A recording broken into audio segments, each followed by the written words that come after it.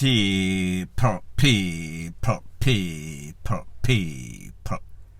Que pasa, sakpa, say what they do. Welcome to Crime Time News, where the difference is in the meds. Call it news with a buzz. This one is called ex-producer, ex-popo, Omar Miller, affectionately known in the street in the dancehall world as Miline. His ghost is about to get cooked. As a matter of fact, it seems as if he is about to get fried. Based on an incident that occurred back on the 26th of October 2019, when Miller and his two co-defendants, Devin Quinlan, 33 right now, Andre Andrews, 34, Mr. Miller, who is 41 right now. They were accused, charged for about 9 counts, including MVRD3R, SHOOTING, robbery, firepiece, 9 charges that are serious. The prosecution is looking for the DEATH penalty, as it specifies to the MVRD3R of a man in California. That person's name is Raymond Akala. Based on the information, it is said that Mr. Miller and Andrews, who lived in Fort Lauderdale, that is Florida, they got a phone call from one Mr. Quinlan, their co-defendant. Mr. Quinlan lives in California. Him call him up.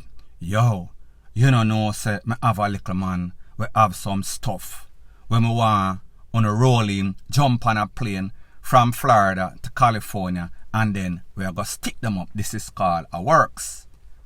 On the 26th of October 2019, they went to the premises or the house in a gated community that is in Irvine. Irvine is in California. I guess the person that set it up, Mr. Quinlan, 33-year-old, the co-defendant of Mr. Miller, and the next one, Andrews. He knew the person, so therefore he set up some sorts of buy. This buy was not going to be a smooth transition buy. This buy was actually a works. Went through the gate of the gated community. Apparently they were letting people say it is some sorts of home invasion.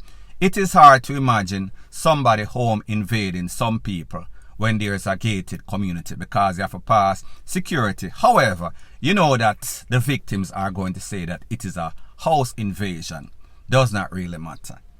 Based on the information, based on video surveillance from the gated community at the gate, from the house that they went to, people, if you look at your screen, this is pictures of different screenshots from the CCTV camera in the house, in the gated community. When they went in, a 22-year-old man, apparently he was the person that had the DRUGS. The ASSAULTED, him, asking, which part the stuff there, which part the stuff there.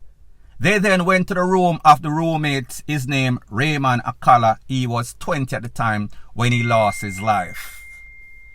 It is said that apparently they were acting stubborn. Both of them, one got ASSAULTED, Mr. Akala would lose his life. Mr. Miller, Mr. Quinlan, Mr. Andrews was on the run for a few short months. Then put up a reward, meaning the family.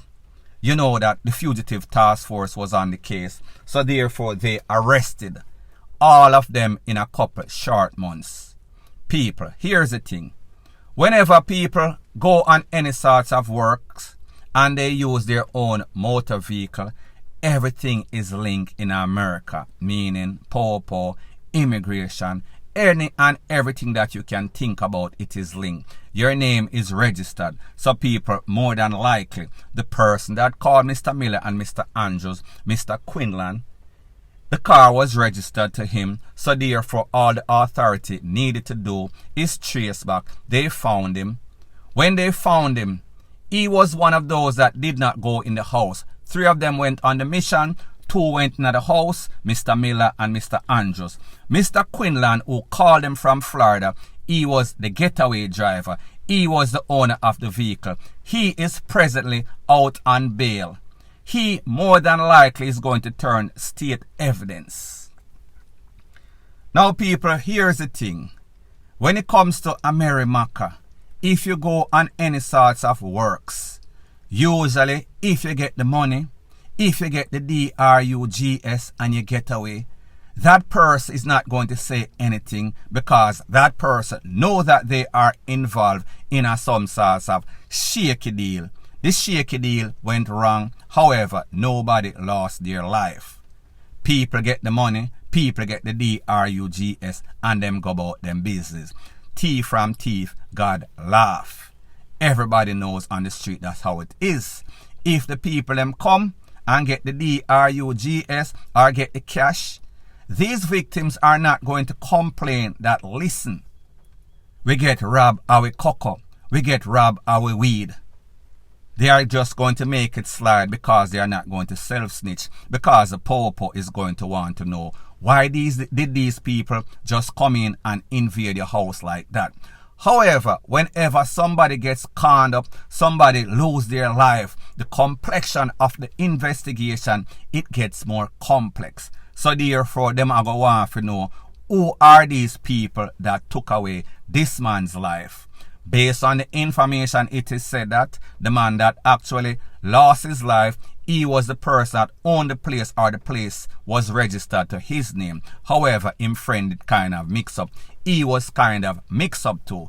His family claims that he was a businessman, he was a boss. People, you know exactly what that means. Not going to say that he is innocent, not going to say that he is guilty. Me just going to say him friend mix up, so therefore he got caught up in the matrix. Now, since that incident and the arrest back in 2020, there has been at least 30-something court appointment, court dates. However, there is going to be pre-trial about a week from now. And then the case is set for the 6th of October 2023. So therefore, incident occurred on the 26th of October 2019. Trial is going to be about 3 weeks short of 4 years since the incident occurred. The prosecution is asking for the DEATH penalty. Will this happen based on the circumstances of how this youth lost his life? California is one of those places in which the DEATH penalty can be achieved. Persons have lost their life. However, people, we understand with the changing and people becoming more sensitive, it is a little bit less likely that they will get it. However, for sure, they are going to get a couple of life sentences based on the facts of the charges. And people, like I said, this is a 9 counts, including MURDER, robbery, burglary with special circumstances, using a firepiece, special circumstances, conspiracy to rob, conspiracy to MURDER, and also using a semi-automatic rifle. I guess they went in there with some sorts of rifle. That is also going to extend the amount of time that they get. Now people, when we think about the history of Mr. Miline, Miline was a popo. He was a detective assigned to the Constant Spring Popo station for about 10 years or so. When we think about the Constant Spring Popo station, it is one of the most corrupted Popo station in Jamaica, and we know that Jamaica is one of the most corrupted place on Master God earth. So we are speaking about the worst of the worst, just like Miami is the best of the best. Mr. Miller, he was charged for the takeaway of a youth in a place called Grand Spen. However, he was charged, he went to trial, however, he beat the trial. When it comes to Jamaica and when it comes to Popo being charged, we understand that their own Popo is going to corrupt the case. We understand the likely possibility of any sort of Popo getting convicted in a Jamaica is 0, near to nil. It is not going to happen.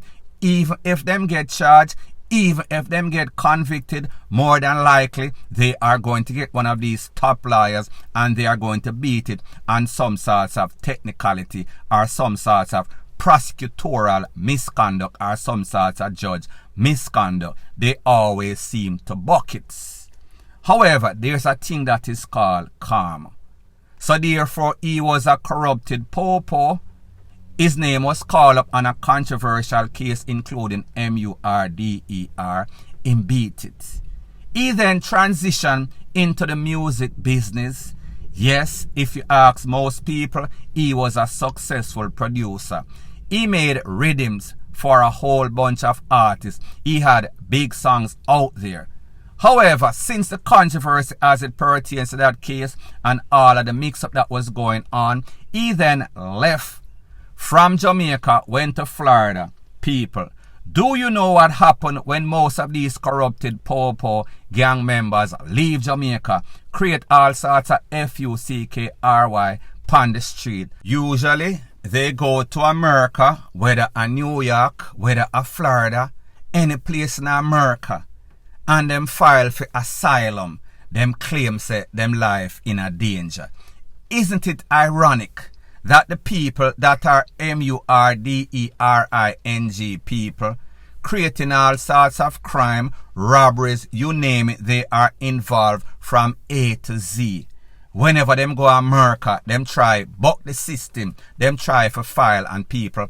I am not saying that that is the case as it pertains to Miline. I am just speaking in general. However, again, karma always catches up to you.